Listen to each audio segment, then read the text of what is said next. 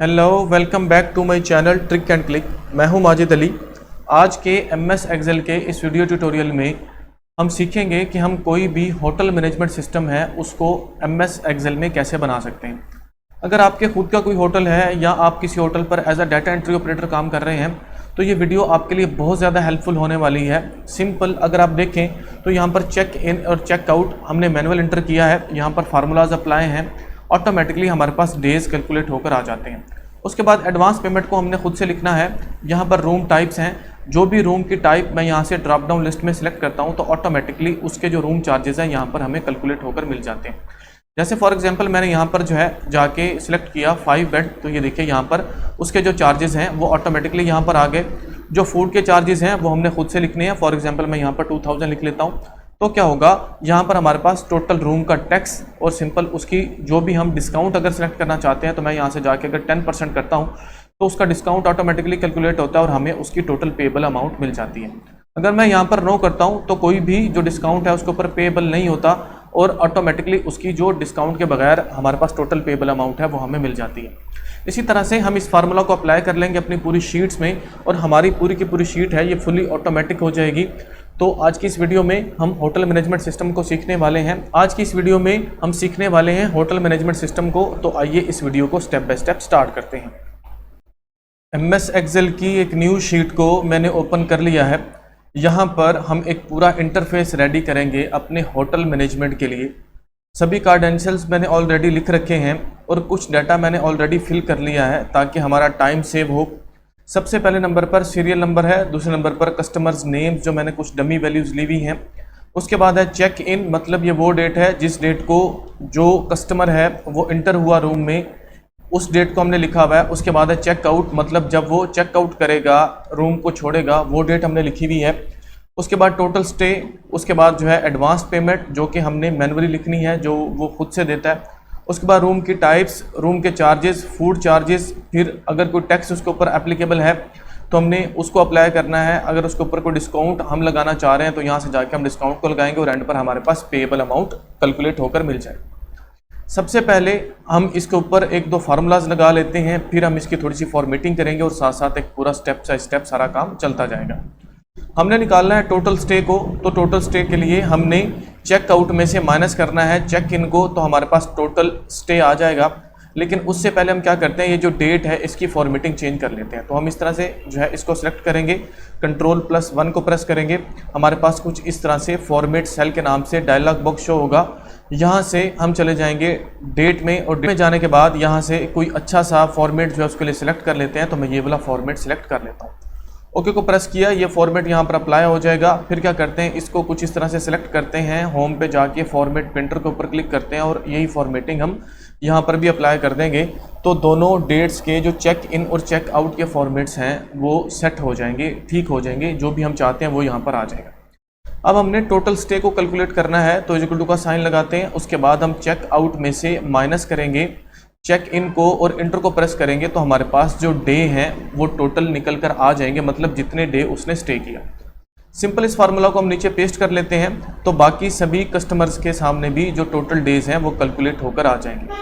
अब हम ये चाहते हैं कि यहाँ पर 995 और ये फिगर्स जो लिखे हुए हैं इसके साथ डे भी लिखा जाए, तो हमें इसकी थोड़ी सी फॉर्मेटिंग चेंज करना पड़ेगी। हम क्या करते हैं, इतने एरिया को कर लेते हैं सिलेक्ट, Ctrl+1 को करेंगे प्रेस और हम यहाँ से चले जाएंगे कस्टम में।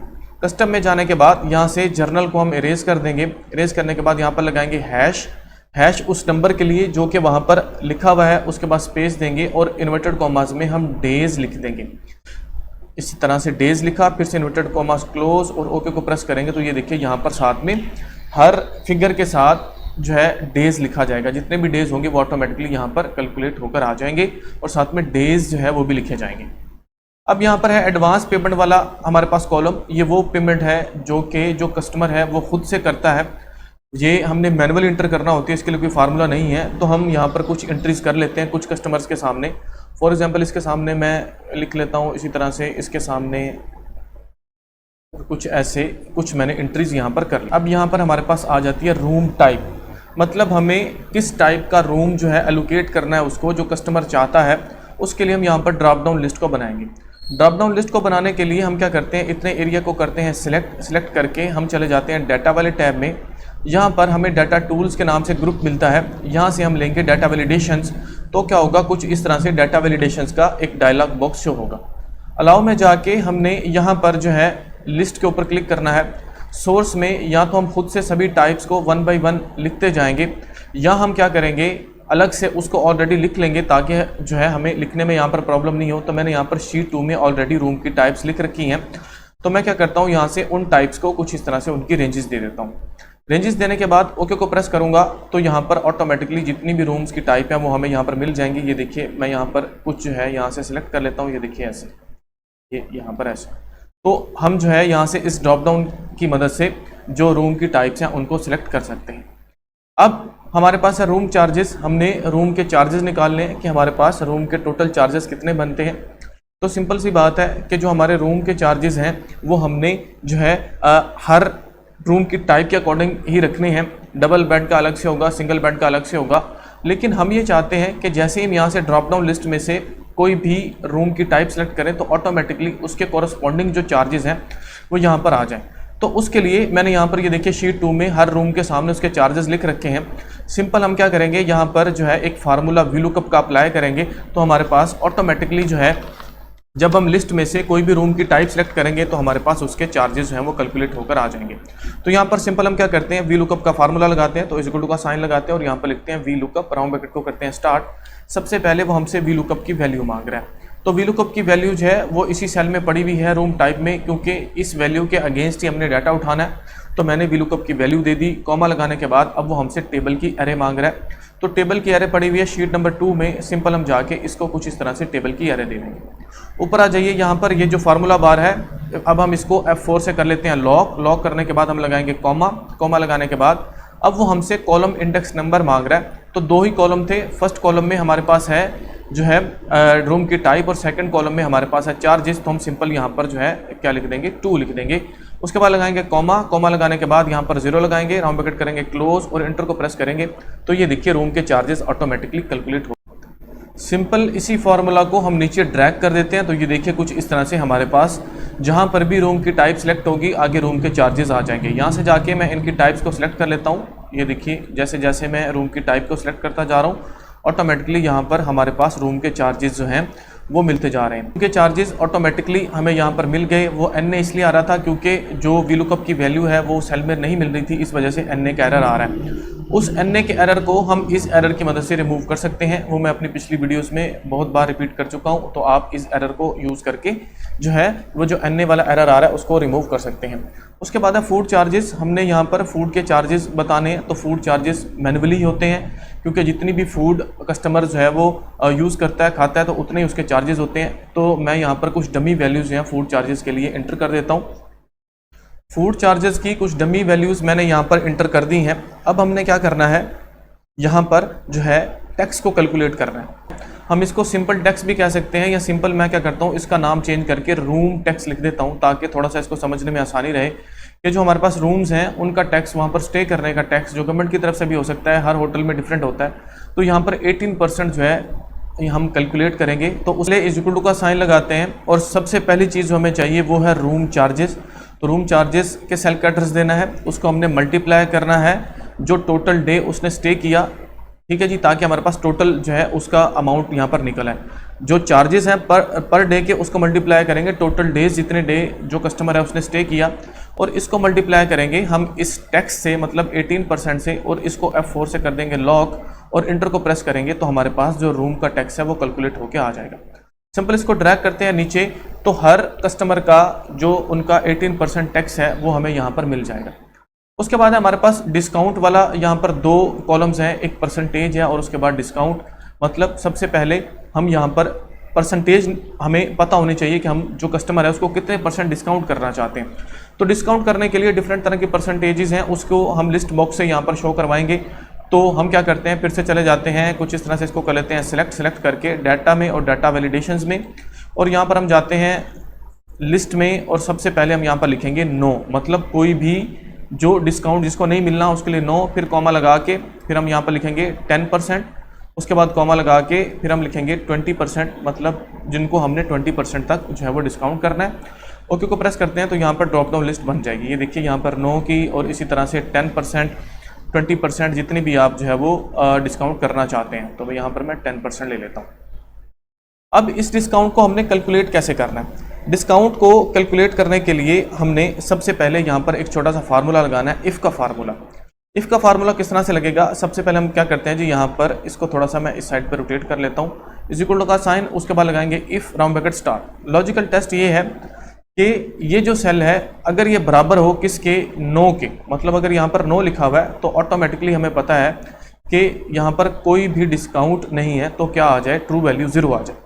0 के बाद फिर हमने लगाना है कॉमा, कॉमा लगाने के बाद अब हमने क्या करना है, जो अगर यहाँ पर नो नहीं है उसके अलावा वैल्यूज़ हैं, तो फिर हम क्या करेंगे, हम सिंपल मल्टीप्लाई करेंगे रूम चार्जेस को। तो मैं यहाँ पर जाता हूँ, रूम चार्जेस कहाँ पर है जी, ये है हमारे पास। रूम चार्जेस को मल्टीप्लाई करेंगे किसके साथ, नंबर ऑफ डेज़ के साथ। तो ये है मेरे पास टोटल नंबर ऑफ डेज़, जितने दिन उसने स्टे किया।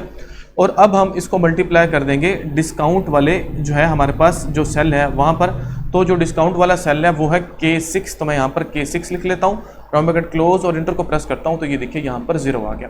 उसकी वजह यह है कि मैंने यहाँ पर नो सेलेक्ट किया हुआ है। सिंपल इस फार्मूला को नीचे पेस्ट कर लेते हैं, तो ये देखिए 20% का 3600 बन रहा है, और इसी तरह से ये जो है हमारे पास जो है वो 1000 बन रहा है। तो मैं क्या करता हूँ, यहाँ पर फटाफट से कुछ डिस्काउंट सेट को सिलेक्ट कर लेता हूँ। तो मैं यहाँ से जाके ये देखिए यहाँ पर 10%, यहाँ पे 9, इसी तरह से 20% और इसी तरह से 100 ऑन, हम सभी को जो है यहाँ पर सिलेक्ट कर लेते हैं। 9 हो गया, फिर यहाँ से 20% और ये हो गया जी हमारे पास 10%। इस फार्मूला को सिंपल हम नीचे पेस्ट कर देते हैं। तो सिंपल हम क्या करते हैं, इसको ड्रैग कर देंगे, तो बाकी सभी के सामने ऑटोमेटिकली जो डिस्काउंट है वो कैलकुलेट होकर मिल जाएगा। जहाँ पर 9 है वहाँ पर देखिए 0 आ रहा है, ये देखिए यहाँ पर 9 है, यहाँ पर 0 आ रहा है। अब अगर आपने मजीद कुछ कंडीशनल फॉर्मेटिंग्स करनी है तो हम इसको कर लेते हैं सिलेक्ट करके हम चले जाते हैं होम वाले टैब में, फिर हम चले जाएंगे कंडीशनल फॉर्मेटिंग में। यहाँ पर चले जाते हैं हम, कहाँ पर जी, यहाँ पर है जी हाईलाइट द सेल रूल्स, और यहाँ पर जाएंगे टेक्स्ट दैट कंटेन। यहाँ पर हम लिखेंगे नो, मतलब जहाँ पर भी नो है वहाँ पर जो भी कलर आप लगाना चाहते हैं, तो मैं यहाँ पर जो है वो येलो को फिल कर लेता हूँ और ओके को प्रेस कर, जहाँ पर भी नो होगा वो सेल हाईलाइट हो जाएगा। अब हमारे पास है टोटल पेएबल अमाउंट, मतलब उसने कितनी अमाउंट हमें पे करनी है।